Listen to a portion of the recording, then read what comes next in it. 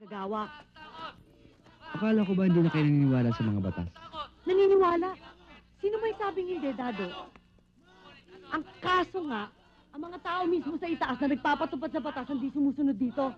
May batas para sa mayayaman at batas para sa mahihirap. Tingnan mo ha, ang Diyos may 10 utos. Pero kapag sinuway mo, alam mo ba ang parusa? Hindi.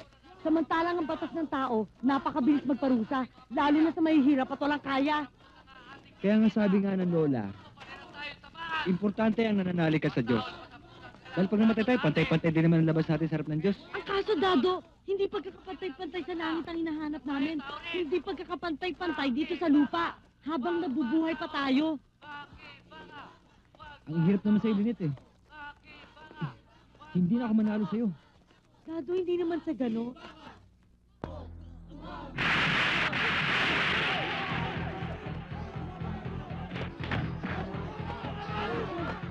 Linit! Dado, teka! Halika rito! Dado! Baka masaktan ka dyan! Dado! Dado!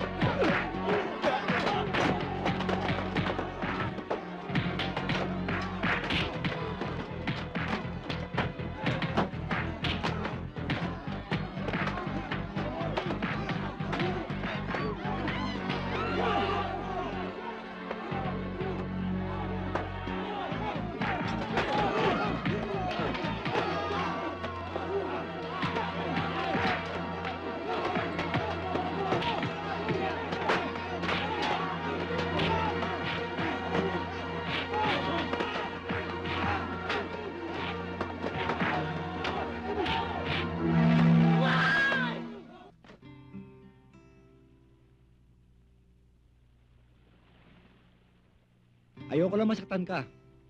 Ba't ka ba nagagalit sa akin? Hindi, Dado. Nilalayo mo ako sa mga kasamahan ko. Obligasyon kong pangalagaan ang kapakanan nila kaysa isipin ang sarili ko. Kung sa tuwing pagpapakitaan kami ng dahas ng militar, uurong kami, walang mangyayari sa ipinaglalaban namin. Ang dapat sa kanila, sabayan. Ang hirap naman sa'yo, masyado ka matapang eh. Wala ka sa pikit. Tapatin mo nga ako.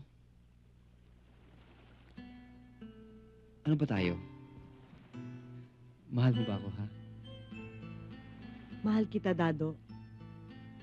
Pero kung talaga mahal mo ako, iintindihin mo ang mga pinaglalaban ko. Ako yun eh. Hindi mo sila pwedeng ihiwalay sa pagkatao ko.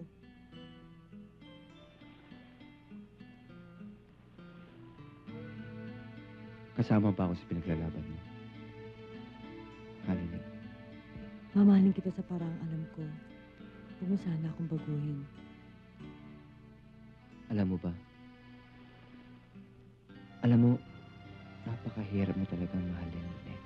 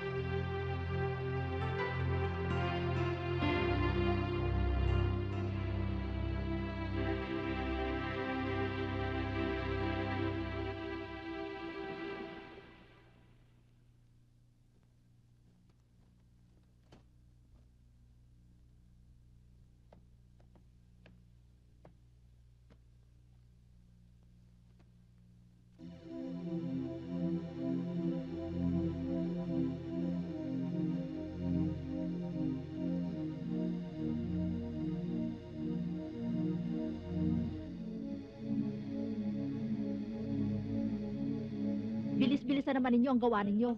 Kupad-kupad nyo. Ikaw nga pala may utang ka pa sa akin, ha? Hindi ka pa nagbabayad. Tol, alis na ako. Matagal na ba sa'yo yung baril mo? Huwag kang maingay. Baka marinig tayo ni Lola. Ba't mo tinatanong? Wala. Nakita ko kagabi.